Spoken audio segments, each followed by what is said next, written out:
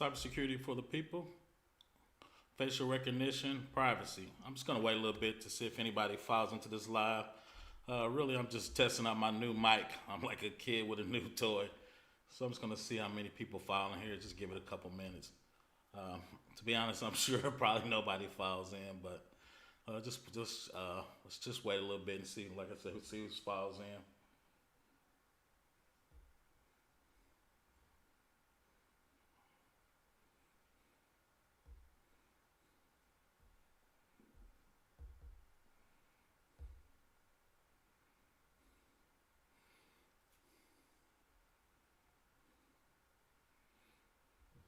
So yeah, I wanted to talk about facial recognition. I got a couple articles and a couple videos to go over. I just think from a privacy standpoint, I don't think a lot of people know how pervasive that software is in the United States and really around the world. I mean, China's probably got the best facial recognition. It was rumored during the pandemic, facial recognition was actually could take your body temperature, because I guess they had infrared at the tip of their facial recognition, so it could actually check your temperature, which by how much heat your body was throwing off. So I thought that was really on a highly different level of things, you know, that you could do with facial recognition.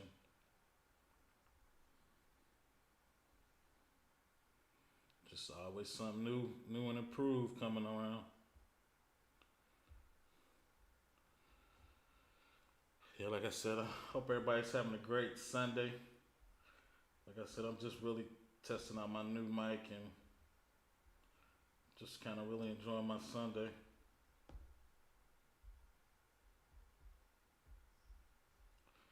We're about to get started here in a second. Like I said, I don't expect anybody to file in here, so let me go ahead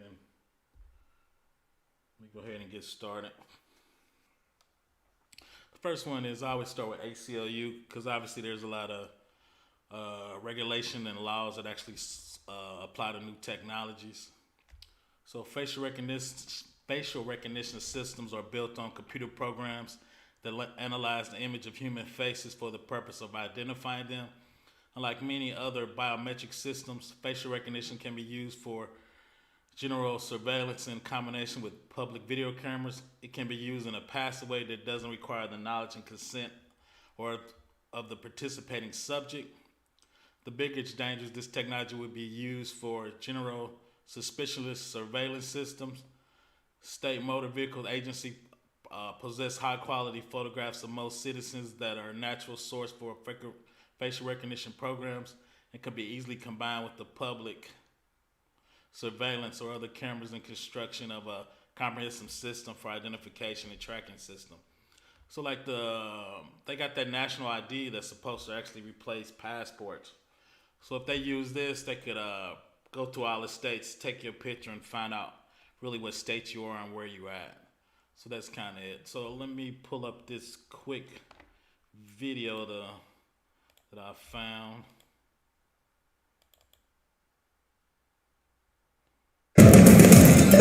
5:05 right now. That is your Rush Block. There's new privacy concerns this morning about a facial recognition service from Amazon. Yeah, groups urging the retail giant to stop selling the technology to police. Yep, this morning we're asking, is this a tool invasion of privacy? We actually want you to head on over to 11alive.com/vote to weigh in on this topic. So first, let's get over to Eliza Lucas at the 11 Alive Bridge for more on the story, Eliza. That's right. Amazon under fire with the ACLU leading the fight for privacy. The ACLU and other groups calling on Amazon to stop selling the technology known as Rekognition to police and other government groups. Now, their fear is that it could be used to unfairly target protesters and immigrants.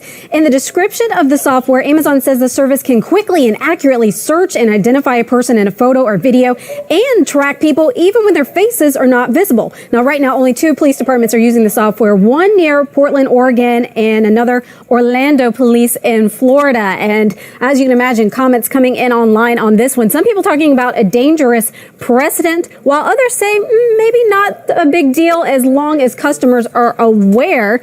And then some people also using a hashtag respect my privacy. It's a conversation we're continuing to follow online. Let us know what you think. Go to 11alive.com/vote. Weigh in on our poll about whether you think this is an invasion of privacy. Amazon says it does require all customers who use this software to comply with the law. So if you can, in the chat box or in the description, just leave a comment what you feel about facial recognition. If you wasn't aware of it, if you're walking downtown and it just all of a sudden scan your face, then you know you would be showing up on somebody's. This is another article. The weird thing is, well, I guess it's not weird. Many facial recognition systems are biased, U.S. study says. Algorithm falsely identified African Americans and Asian faces 10 to 100 times more than Caucasian faces. Researchers for the National Institute of Standards and Technology found the majority of commercial facial recognition system exhibits a bias, according to the study from a federal agency released on Thursday, underscoring the question about technology increasingly used by police department, federal agents to identify suspected criminals. The system falsely identified African Americans and Asian faces 10 times to 100 times more than Caucasian faces. NIST reported on Thursday among the databases of photos used by law enforcement agencies in the United States, the highest error rates came in identifying Native Americans, the study showed. The technology also had more difficulty identifying women than men, and falsely identified older adults up to 10 times more than middle-aged adults. The new report comes at a time mounting concerns for lawmakers and civil rights groups over the proliferation of facial recognition.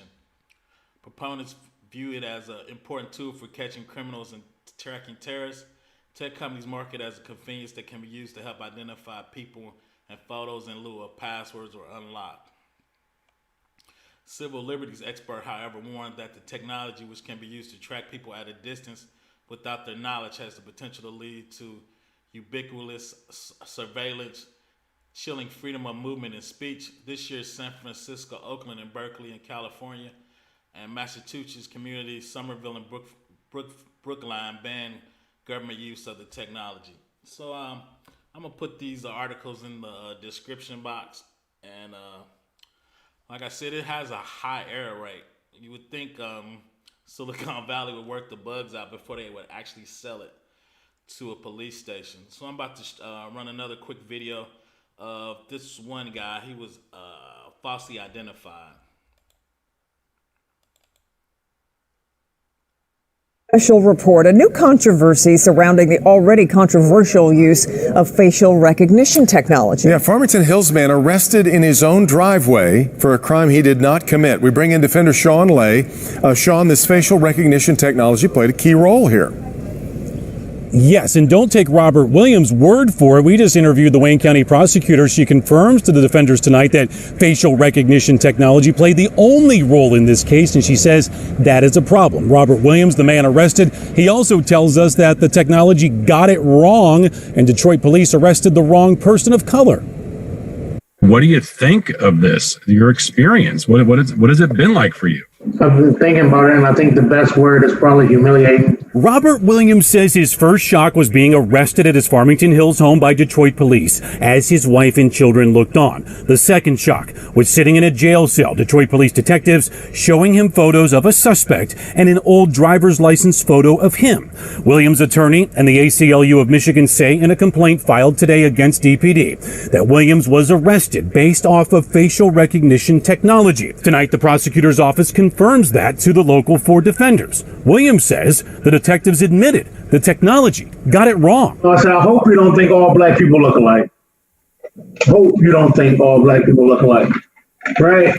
So then he turns the third paper over and says, So the computer got it wrong too. The ACLU's complaint says in October of 2018, Shinola Security gave DPD security camera images of an African-American man allegedly stealing watches. The complaint says the case sat for months until DPD asked MSP to put the images of the suspect in its facial recognition database, producing a photo lineup that included an old photo of Robert Williams. All of the photos had two things in common. They were all Black faces and men.